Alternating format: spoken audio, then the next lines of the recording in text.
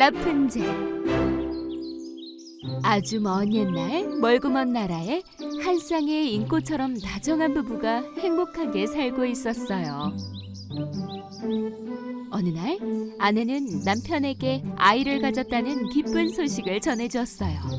아내의 말에 너무나 기뻤던 남편은 부인을 위해서라면 지금 당장이라도 뭐든지 할 수 있을 것 같았어요. 그러던 어느 날 아내는 남편에게 싱싱하고 아삭아삭한 양상추가 너무나 먹고 싶다고 말했어요. 여보, 우리 이웃집 정원에 보이는 저 먹음직스러운 양상추를 먹지 못하면 저는 정말 견딜 수 없을 거예요. 그래서 남편은 아내의 소원을 들어주기 위해 이웃집 정원으로 발길을 옮겼어요. 하지만 그녀의 불쌍한 남편은 이웃 사람이 카밀라라는 아주 위험한 마녀라는 사실을 까맣게 모르고 있었답니다. 아무도 몰랐지만 이웃집 마녀의 나이는 사실 150살이나 되었어요. 카밀라는 금으로 된 것들만 만져야 젊어 보일 수 있었기 때문에 그녀의 집안은 온통 금으로 뒤덮여 있었어요. 접시, 숟가락, 포크, 물병, 램프, 그리고 그녀가 앉는 의자까지도 말이죠. 그렇게 그녀의 물건들은 죄다 반짝이는 금으로 덮어버렸어요. 그리고 그날 저녁 누군가 마녀의 집 문을 두드렸어요.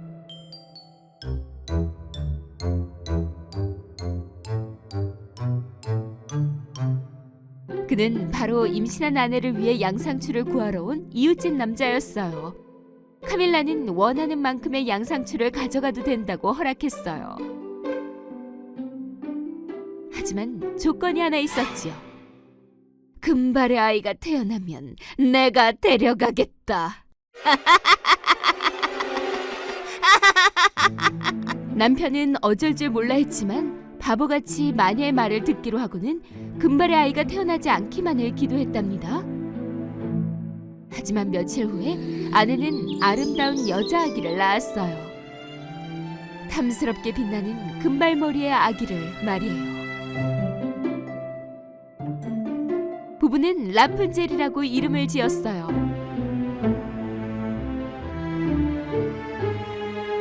카밀라는 어찌된 일인지 금발의 아기가 태어날 거라는 걸 알고 있었기 때문에 아기를 이웃집에서 억지로 데리고 나와 자신의 집으로 향했어요.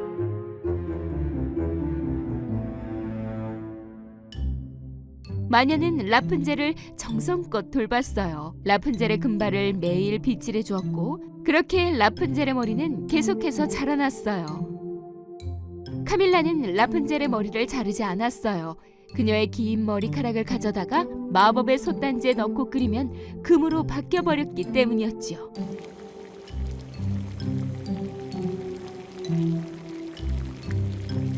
내 마법의 힘은 금발을 황금으로 만들어주지. 난 영원히 살 거야.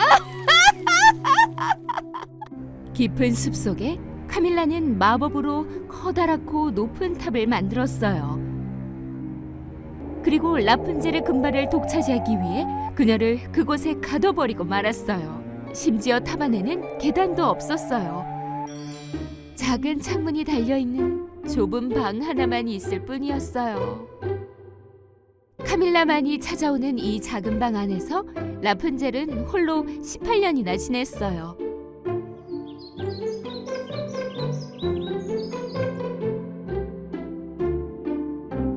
이따금씩 카밀라가 라푼젤을 찾아갈 때는 탑 아래에서 이렇게 외쳤어요. 라푼젤, 라푼젤, 라푼젤, 너의 그 긴 머리를 내려다오. 라푼젤은 그녀의 길고 딴 금발머리를 창문 아래로 길게 내려주었고 카밀라는 머리를 잡고 탑을 올라갔어요. 엄마, 왜 이 탑에는 계단이 없어요? 저도 흙으로 덮인 땅에서 꽃도 보고 동물들과 뛰어놀고 싶어요. 나의 아름다운 금발머리 아가씨, 이래야만 이 세상의 모든 악에서 너를 지킬 수가 있단다. 알겠지? 바깥 세상에는 무시무시한 동물들과 사악한 것들이 너무나 많아. 너에게 무슨 일이라도 생기면 난 혼자서는 살 수가 없어. 어느 날 라푼젤과 같은 날에 태어난 아주 잘생기고 멋진 이 나라의 왕자 로비 신하들과 함께 말을 타고 숲을 거닐고 있었어요. 왕자는 숲에서 나는 아름다운 노랫소리에 귀를 기울였어요. 랄랄랄랄라. 잠깐, 이건 정말 너무 아름다운 목소리구나. 하하, 이리야, 가자.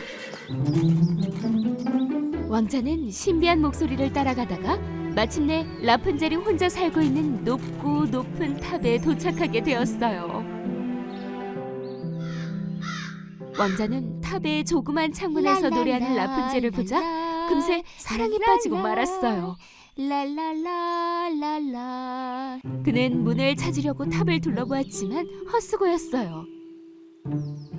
그런데 그때 카밀라도 탑에 도착했어요. 왕자는 카밀라가 사악하고 악랄한 마녀라는 걸 알고 있었기 때문에 곧바로 덤불 속에 몸을 숨겼어요. 이런, 저건 사악한 마녀 카밀라잖아. 대체 여기서 뭐 하는 거지?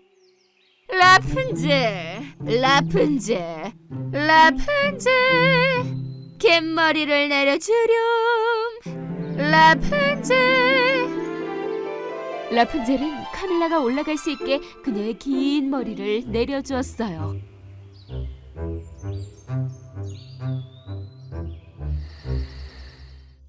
다음날 왕자는 탑으로 돌아왔어요. 그리고 이번에는 카밀라의 목소리를 흉내내어 탑을 향해 외쳤어요. 라푼젤, 라푼젤, 긴 머리를 내려주렴. 라푼젤은 어쩐지 목소리가 이상하게 들렸지만 머리카락을 내려주었어요. 롭 왕자는 그토록 아름다운 목소리의 주인공이 누구인지 너무나 궁금해 재빨리 탑을 올라갔어요. 정말 힘들군. 라푼젤은 왕자를 보고는 깜짝 놀랐어요. 누구세요? 누구시죠? 여긴 어떻게 온 거예요? 난 로비예요.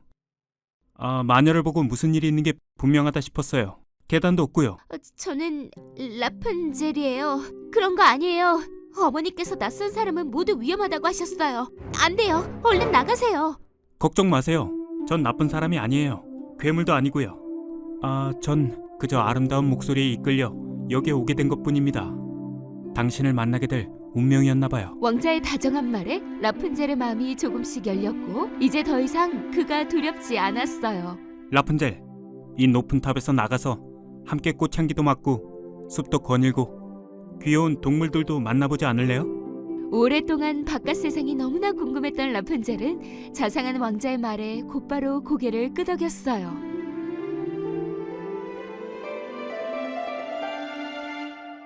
저한테 여기서 둘 다 무사히 나갈 수 있는 좋은 방법이 있어요. 다음 날이 되자 사악한 마녀 카밀라는 탑으로 찾아왔어요. 그리고는 라푼젤을 부르려고 하다가 라푼젤의 긴 금발이 벌써 탑 아래로 내려져 있는 것을 보게 되었어요.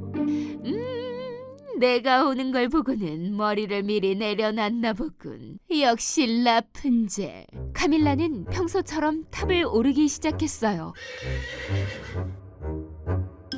그러다가 마녀는 말의 울음소리를 듣고는 누군가가 근처에 있을지도 모른다고 생각했어요. 하지만 얼른 라푼젤을 보고 싶었던 마녀는 신경 쓰지 않고는 계속해서 탑을 올라갔어요. 라푼젤의 방에 도착한 마녀는 너무나 놀라고 말았어요. 라푼젤은 온데간데 없고 그녀의 기다란 머리카락만이 탑에 덩그러니 묶여져 있었어요. 내 금이 도대체 어딜 간 거야? 라푼젤. 라푼젤은 머리를 잘라 탑의 한쪽 벽에 단단히 묶어두었어요.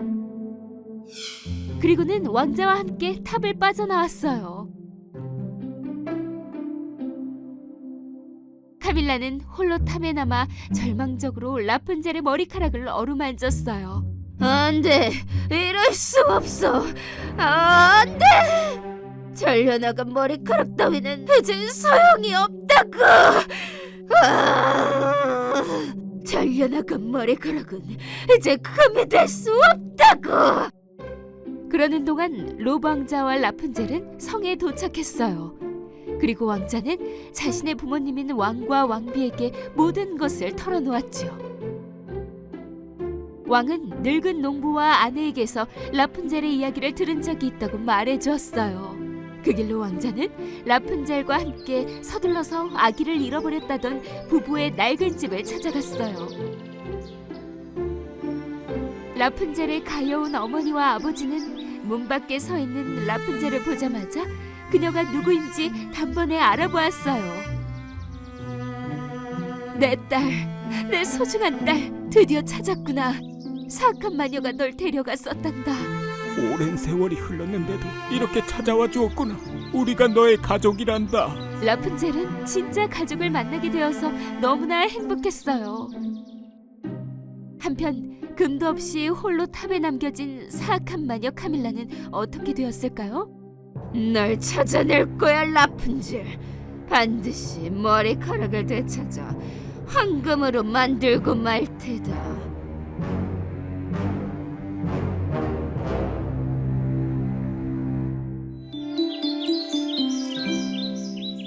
옛날 옛적 어느 농장에 먹을 것이 아무것도 없이 동물들만 남겨졌어요.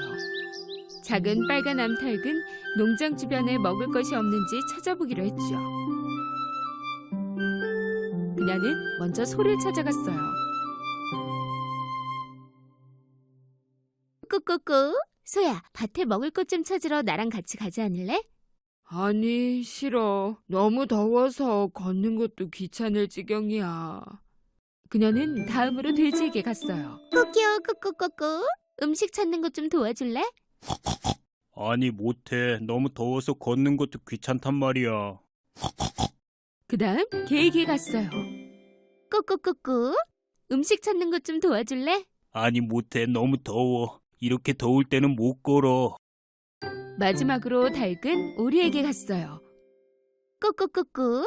먹을 게 있는지 좀 찾으러 같이 갈래? 안 돼. 지금 너무 더워. 물에서 나갈 수 없을 것 같아. 아무도 그녀를 따라 나서지 않았어요. 그 암탉은 혼자서 농장을 떠나보기로 결심했죠. 걸어가던 암탉은 밭에서 밀 나달을 찾았어요.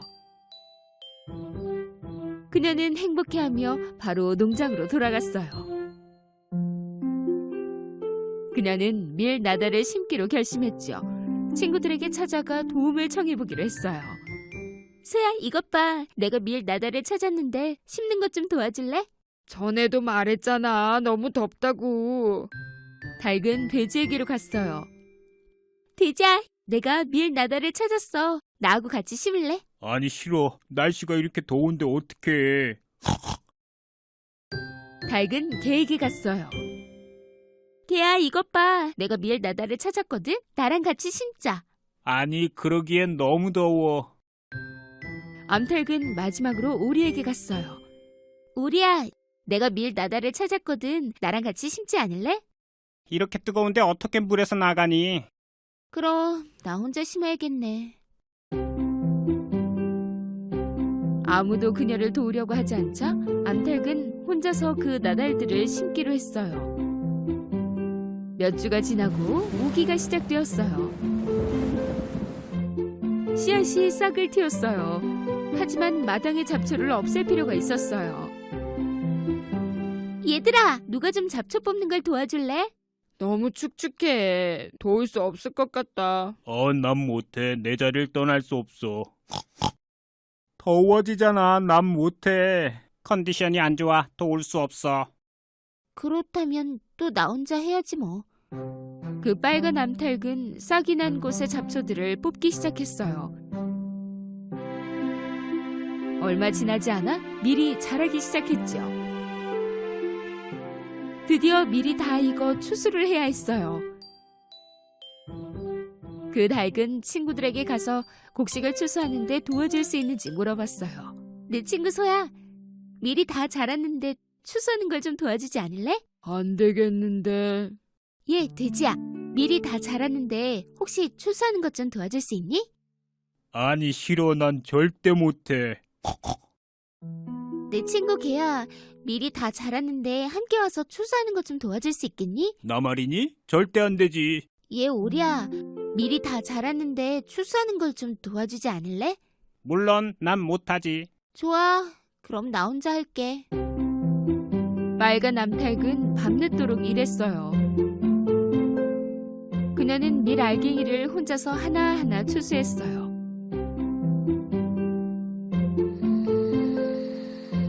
이제 곡식을 밀가루로 만들 시간이 되었어요. 암탉은 친구들에게 가서 도움을 요청했지요.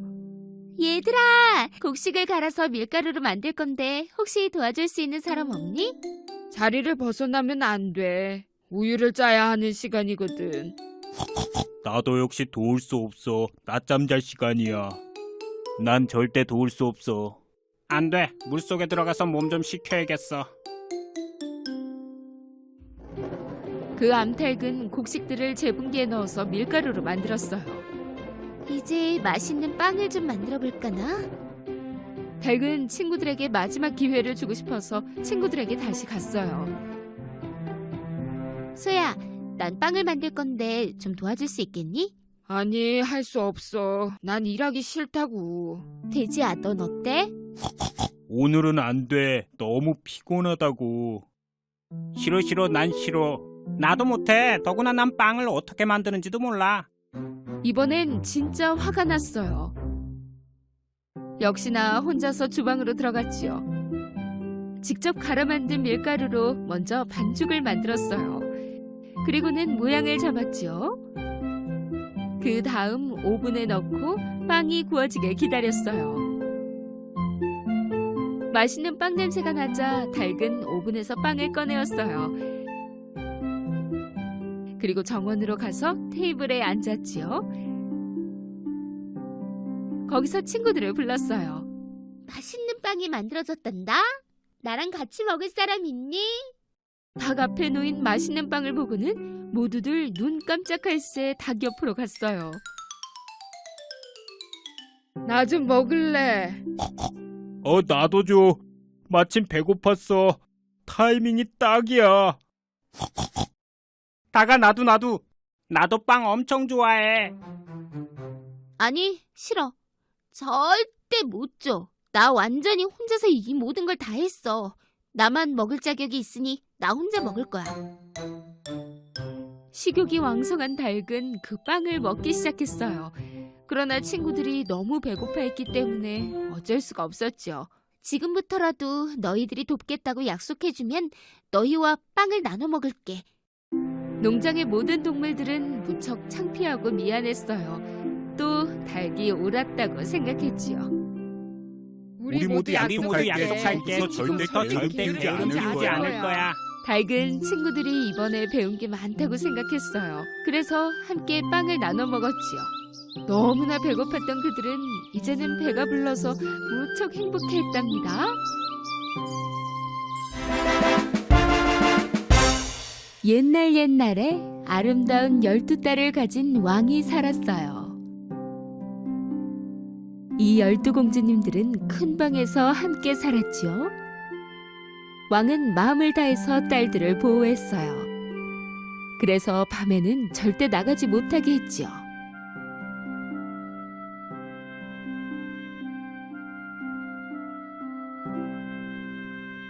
하지만 매일 아침 이상한 일이 일어났어요. 마치 밤새 춤을 춘 것처럼 공주들의 신발이 모두 낡아 있는 게 아니겠어요? 왕은 딸들에게 매일같이 새 신발을 사주어야 했지요. 하지만 다음 날이 되면 어김없이 낡아 있었어요. 왕과 신하들 모두 신발에 감춰진 미스테리를 풀 방법이 없었답니다. 이게 어찌된 일이냐? 도대체 하루 만에 신발이 어떻게 낡아버릴 수 있냔 말이야? 전하, 저희도 알 길이 없나이다. 왕이 말했어요. 누구든 이 미스터리를 해결하는 자가 있다면 그가 원하는 딸과 결혼을 시키고 내가 죽거든 양자로 삼아 왕위를 이어받게 할 것이다. 하지만 단 3일 안에 해결해야 한다. 그렇지 않으면 감옥에서 썩게 될 것이야. 왕국의 많은 젊은이들과 심지어 다른 왕국의 왕자들까지도 이를 위해 성으로 오게 되었어요. 며칠 동안 그들은 12공주들의 방문 앞을 지켰지만 시간이 흘러도 그 미스테리를 푸는 사람은 없었어요. 그리고 신발은 계속해서 밤마다 낡아버렸죠. 마침내 마음씨 좋은 한 청년도 시도해보고 싶었어요. 그래서 그는 성으로 향했죠. 가는 길에 그는 매우 가난해 보이는 늙은 여인을 만났어요. 저기 청년, 내가 너무 배고픈데 빵 한 조각만 줄래요? 그 청년은 가방에서 가진 음식을 모조리 꺼내어 노인에게 주었지요. 다른 청년들은 아무것도 주지 않고 지나가 버렸기 때문에 노인은 무척 행복해했어요.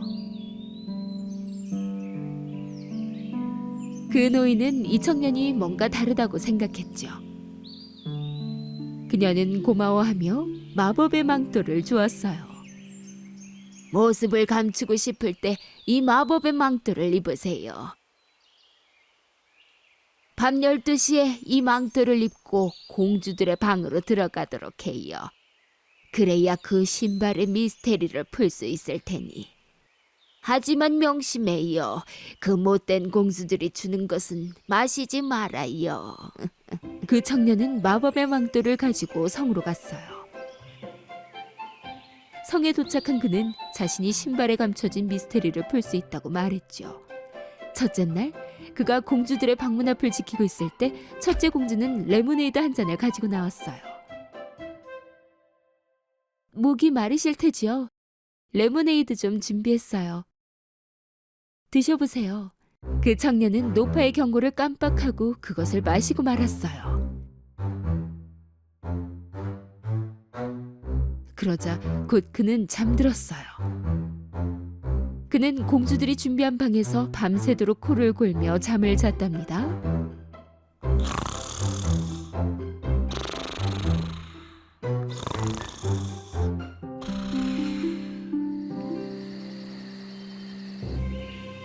아침이 되자 그는 패닉 상태였어요. 그 마법의 망토를 입고 공주방에 들어갔어야 했는데. 두 번째 밤에 그 청년은 다시 한번 공주들의 방 앞을 지켰어요. 이번엔 다른 공주가 주스를 들고 나왔지요. 청년은 때를 기다리며 문 앞을 지키느라 무척 목이 말랐어요. 생각 없이 주스를 모두 마셔버렸죠. 그리고는 역시 그는 잠들었어요.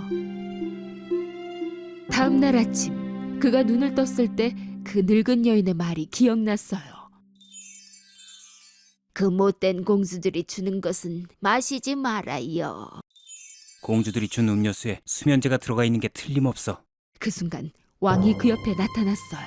이틀이 지났는데 자네는 아직도 미스터리를 풀지 못한 것 같군 그래. 만약 오늘도 풀지 못한다면 자네는 감옥에서 남은 인생을 살아야 한다는 걸 잊지 말도록 하게. 왕은 그렇게 말하고는 사라졌어요. 그 청년은 오늘 꼭 이것을 해결해야만 했지요. 그날 밤, 지난밤처럼 청년은 공주들의 방문 앞을 지키고 있었어요. 이번에는 가장 어린 공주가 오렌지 주스를 들고 나타났어요. 이번엔 컵을 받아들고 공주에게 감사 인사를 했어요. 그리고 공주가 떠나자 그는 오렌지 주스를 옆에 있는 통에 부어버렸죠. 이번엔 잠들지 않았어요. 밤이 깊어지고 이내 자정이 되었어요. 그 청년이 마법의 망토를 입는 순간 투명해져서 모습이 전혀 보이지 않게 되었죠. 천천히 문을 연 그는 그의 눈을 믿을 수가 없었어요. 12공주 모두 아름다운 무도회 드레스를 입고 새 신발을 신은 채 머리를 만지고 화장을 하고 있었죠. 그 청년이 잠들었는지 한번 확인해보자. 공주 중 한 명이 문을 열고 밖을 보았어요. 그리고 또 한 명의 공주는 귀를 벽에 갖다 대었죠. 그 순간 청년은 코 고는 소리를 내야겠다고 생각했어요.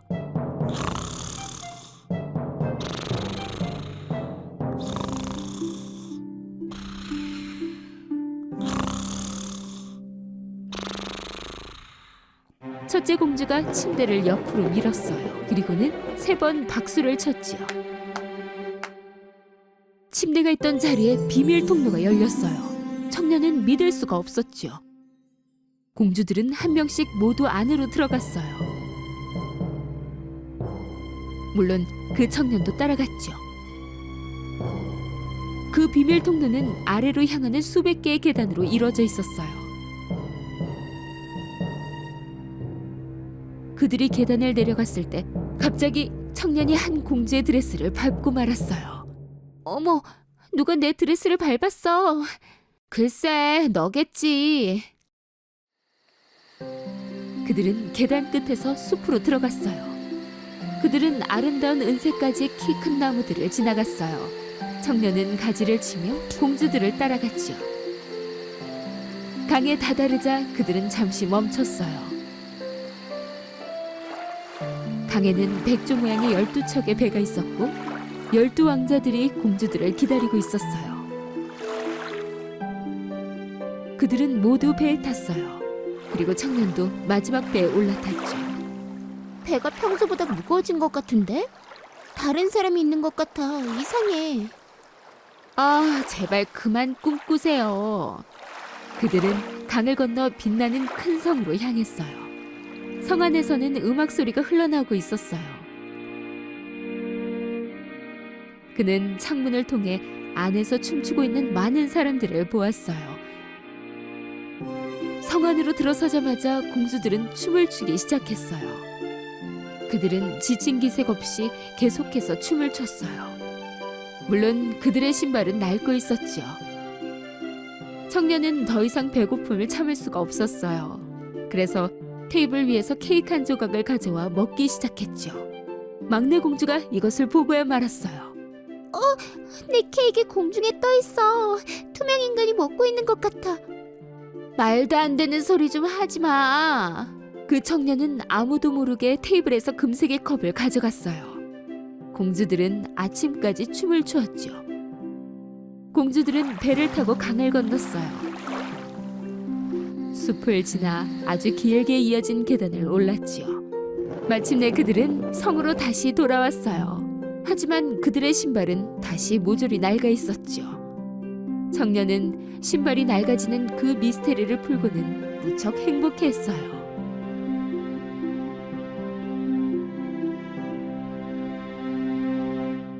잠시 후 왕은 그 청년에게로 왔어요. 시간이 다 되었네. 신발의 미스터리를 풀었나? 물론입니다, 전하. 그리고는 전부 말씀드렸죠. 처음에 왕은 믿지 않았어요. 하지만 그 청년이 숲에서 가져온 은색 가지와 빛나는 성에서 가져온 금색 컵을 보고는 그 청년의 말이 사실이라는 것을 알게 되었죠. 그러자 그는 약속을 지켜 청년이 선택하는 공주와 결혼하는 것을 허락했어요. 청년은 막내 공주와 결혼하고 싶다고 말했죠. 12공주는 그들의 비밀이 밝혀지자 무척 화가 났어요. 하지만 그 청년과 막내 공주는 결혼해서 아주 오랫동안 행복하게 살았답니다. 어느 작은 농장에 귀여운 오리 가족이 살았어요. 엄마 오리는 새끼 오리들이 부화할 때까지 알을 품고 있었죠. 부화할 알들은 정확히 7개였어요. 어느 햇살 좋은 아침에 부화가 시작됐죠. 곧 6마리의 새끼 오리들이 신나게 알을 깨기 시작했어요. 새끼 오리들은 새로운 세상에 적응하려고 꾀꾀거리며 엄마 오리에게 걸어갔죠. 하지만 가장 큰 알이 아직 부화하고 있어서 엄마 오리는 걱정했어요. 그녀는 뭔가 문제가 생긴 것 같다고 생각했죠. 그래서 조금만 더 기다리기로 했어요. 그랬더니 결국 7번째 새끼 오리가 태어났어요. 그 새끼 오리는 무척 당황해하며 주변을 둘러보았죠. 하지만 사실 그 새끼 오리보다 엄마와 형제들이 더 당황하고 있었어요. 특이하게도 이 오리는 형제들과 전혀 닮지 않았거든요.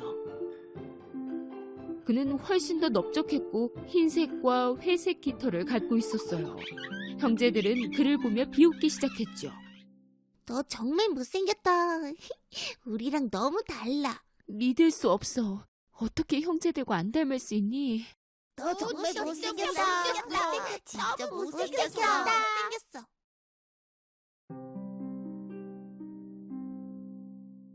시간이 흐르고 새끼 오리들은 모두 잘 자라주었어요. 하지만 그 미운 오리 새끼는 형제들보다 훨씬 더 커졌어요. 색깔도 물론 달랐죠. 넌 정말 빨리 자란다. 어쩜 그렇게 형제들과 다르니? 시간이 흘러 미운 오리 새끼는 남들과 달라서 슬퍼하며 자랐어요. 형제들 중 아무도 그와 놀고 싶어 하지 않았죠. 네가 너무 못생겨서 너랑 놀지 않을 거야.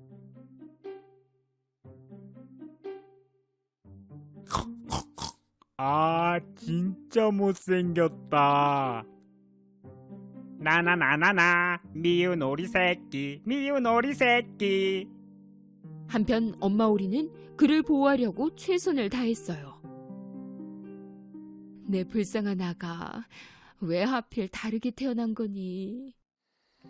그 불쌍한 미운 오리 새끼는 점점 무서운 생각이 들기 시작했어요. 그는 밤새도록 울면서 아무도 자신을 원하지 않는다고 생각했죠.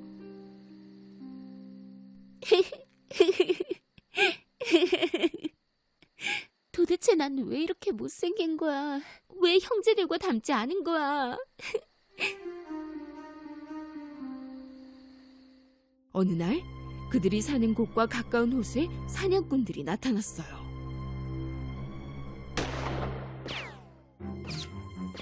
사냥꾼들은 오리들을 발견하곤 사냥을 하기 시작했죠. 그때 새끼들을 위해 음식을 찾고 있던 엄마 오리가 사냥꾼들에게 잡히고 말았어요. 불쌍한 미운 오리 새끼는 무슨 일이 일어났는지 모른 채 엄마가 돌아올 아침까지 기다렸어요.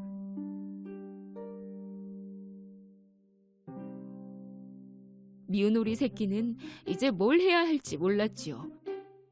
먼저 그는 개에게 갔지만 개는 이렇게 말했어요. 저리 가. 너처럼 못생긴 우리랑 얘기하는 걸 누가 볼까 겁난다. 잠시 후 그는 닭에게 갔지만 그녀도 그를 반기지 않았어요. 난 너보다 훨씬 더 이쁘단다. 꼬꾸대 꼬꼬. 미운 오리 새끼는 무척 슬펐어요. 아무도 날 좋아하지 않아. 만약 엄마가 돌아오지 않는다면 내가 이 농장에 머물 이유가 없는 걸.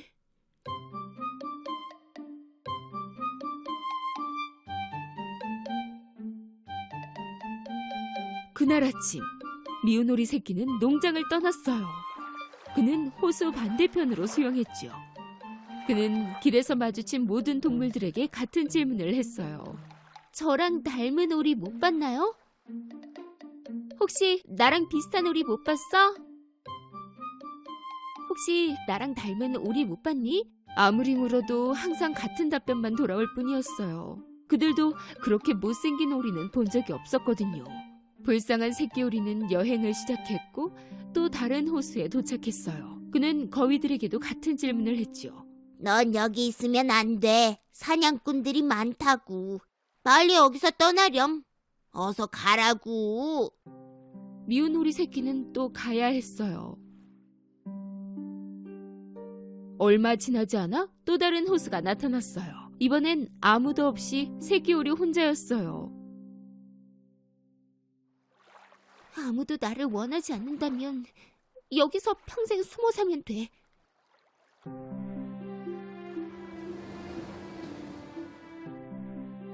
몇 달이 흐르고 그는 완전히 혼자였지만 그래도 행복했어요. 어느 날 그는 희고 긴 목을 가진 새들이 남쪽으로 이동하는 걸 보게 됐어요. 그 오리는 그 모습에 감탄했죠. 우와, 너무 아름답구나. 나도 저랬으면 좋겠다. 겨울이 오고 눈이 내리기 시작했어요. 그 미운 오리 새끼는 첫눈과 사랑에 빠지고 말았지요. 그렇게 놀다가 흰눈에 푹 빠져버리기도 했어요. 폭설 때문에 미운 오리 새끼는 음식을 찾기 어려웠지만 그래도 음식을 찾으러 걸어 다녔어요. 너무 춥고 힘들었지요. 그 사이 그는 우연히 한 농부를 만났어요.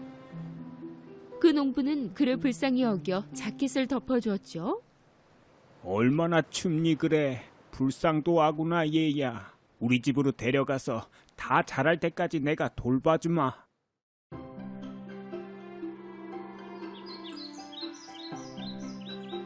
그 농부는 정말로 그렇게 그를 돌봐주었어요. 봄이 왔고 미운 오리 새끼는 정말로 많이 커 있었어요. 그 농부는 미운 오리 새끼가 자유롭게 살 수 있도록 호수에 놓아주기로 결심했어요. 다시 혼자가 되었죠. 얼마 뒤 그는 우연히 물에 비친 자신의 모습을 보게 되었어요. 하지만 그가 본 모습은 무척 놀라웠어요.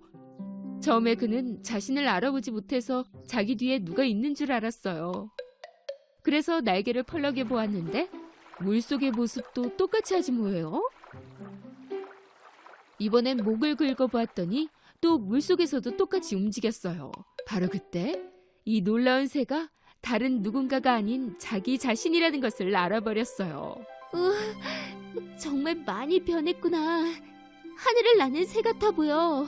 얼른 집에 가서 이런 내 모습을 보여줘야지. 그는 길을 떠났어요. 그렇게 호수에서 수영을 하고 있는데 백조무리가 보이는 게 아니겠어요? 그도 역시 백조였으므로 그들은 그와 함께 다닐 수 있었어요. 미운 오리 새끼가 백조들과 즐거운 여행을 하게 된 거죠. 호숫가에 있던 한 소녀는 백조들을 보자 친구들에게 외쳤어요. 얘들아, 맨 뒤에 어린 백조 좀 봐. 여태껏 본 백조 중에 가장 아름다워. 맞아요. 그는 처음부터 백조였어요.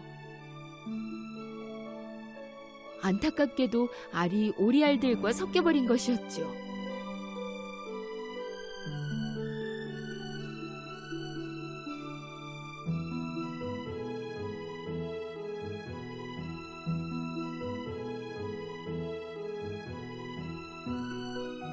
하지만 그는 진짜 가족과 함께 행복한 삶을 살게 되었답니다.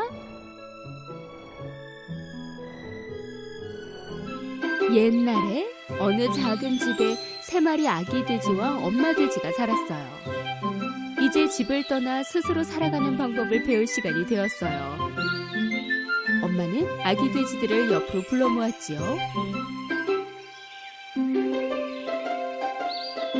얘들아, 이제 세상 밖으로 나갈 때가 되었구나. 새로운 인생을 찾아가거라. 하지만 무슨 일이든 최선을 다해야 한다는 걸 잊지 않도록 하렴. 그게 살아가는데 유일한 최고의 방법이니까. 슬프지만 설레이는 마음으로 새 아기 돼지는 엄마에게 인사를 드리고 길을 떠났어요. 얼마 뒤 그들은 집을 지을 수 있는 작은 땅을 발견했지요.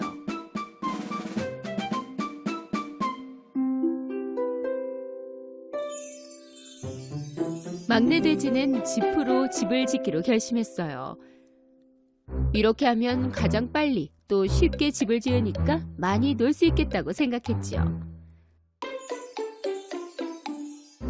막내는 하루 만에 집을 다 지었어요. 그리고는 형들을 향해 소리쳤죠. 형아들, 나는 다 지었지랑. 첫째 아기 돼지가 그 집을 구경했어요. 좋아. 근데 이 집은 튼튼해 보이지 않는걸? 늑대가 오면 어떻게 해? 막내 아기 돼지는 형의 말에 귀를 기울이지 않았어요. 걱정 마. 그런 일은 없어. 그럼 왜 미리 말 안 해줬냐고 하기 없기다. 둘째 아기 돼지는 나무로 집을 짓기로 했어요. 숲에서 모은 나뭇가지를 이용해서 아늑한 집을 만들기로 결심했죠. 그의 집은 3일 만에 완성됐어요. 지프로 만든 막내의 집보다는 튼튼해 보였죠.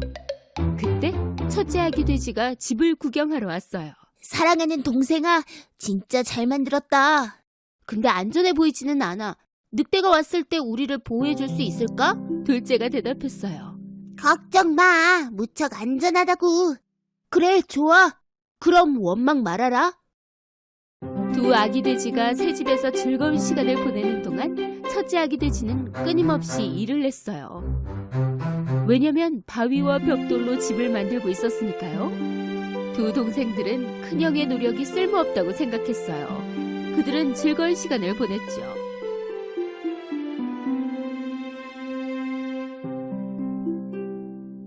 형도 우리처럼 빨리 만들 수 있는데 왜 힘들게 그러고 있어? 형은 겁이 많잖아. 큰형은 두 동생들의 말에 신경 쓰지 않았어요. 그는 일주일 내내 일했고 벽돌과 바위로 된 집을 만들었어요.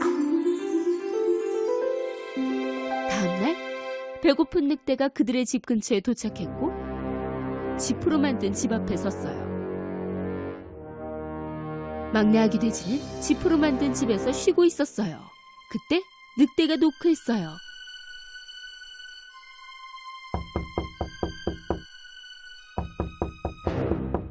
좀 들어가게 문을 열어다오. 만약 그렇지 않으면 네 집을 불어서 멀리 날려버리고 말 테다. 그럴 수 없을걸요. 내 집은 튼튼하니까요. 늑대는 씩씩거렸어요. 그리고는 집을 향해 바람을 불었어요. 막내 돼지는 버텨보았지만 도망쳐야만 했어요. 그래서 나뭇가지로 만든 형의 집으로 도망쳤죠. 그는 문을 두드렸고 둘째 아기 돼지는 문을 열어 막내 돼지를 집 안으로 대피시켰어요. 빨리 문 닫아. 늑대가 들어올 거라고. 걱정 마. 이 집은 부수지 못할 거야. 늑대는 둘째 아기 돼지가 나무로 만든 집에 도착해 소리쳤어요. 좀 들어가게 문을 열어다오. 만약 그렇지 않으면 네 집을 불어서 멀리 날려버리고 말 테다. 그러지 못할걸요. 그 늑대는 심술이 나서 바람을 불었고 집을 완전히 망가뜨렸어요. 두 아기 돼지는 형의 집으로 달려 늑대를 겨우 피할 수 있었죠. 늑대가 오고 있어. 우리 이제 어떡하지? 첫째 아기 돼지는 자신 있게 대답했어요. 걱정 말라고. 늑대는 이 집에 못 들어올 테니까. 잠시 후 배고픈 늑대는 첫째 아기 돼지의 벽돌집에 도착해서 소리치기 시작했어요. 좀 들어가게 문을 열어다오. 만약 그렇지 않으면 네 집을 불어서 멀리 날려버리고 말 테다. 아무것도 안 하는 게 좋을 거야. 어차피 넌 못 들어오니까. 늑대는 너무 화가 나서 씩씩거렸지만 아무것도 할 수 없었어요. 그 벽돌집은 부술 수 없었죠. 계속해서 애썼지만 벽돌 한 장도 움직이지 못했어요. 마침내 지친 늑대는 다른 방법을 찾기로 했어요. 그는 지붕 위 굴뚝을 보고는 오르기 시작했어요. 늑대가 지붕 위로 올라 굴뚝으로 들어오려는 것을 눈치챈 아기 돼지 삼형제는 재빨리 벽난로에 불을 피우기 시작했어요. 그리곤 장작 위에 물을 데우기 시작했죠. 늑대는 굴뚝 속으로 몸을 던졌어요.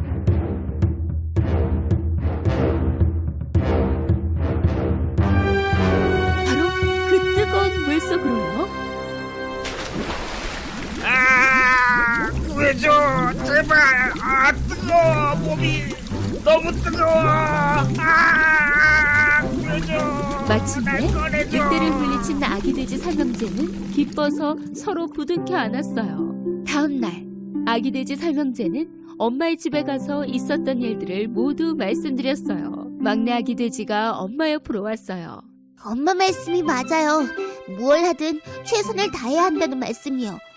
정말 열심히 한다면 그게 성공이라고요.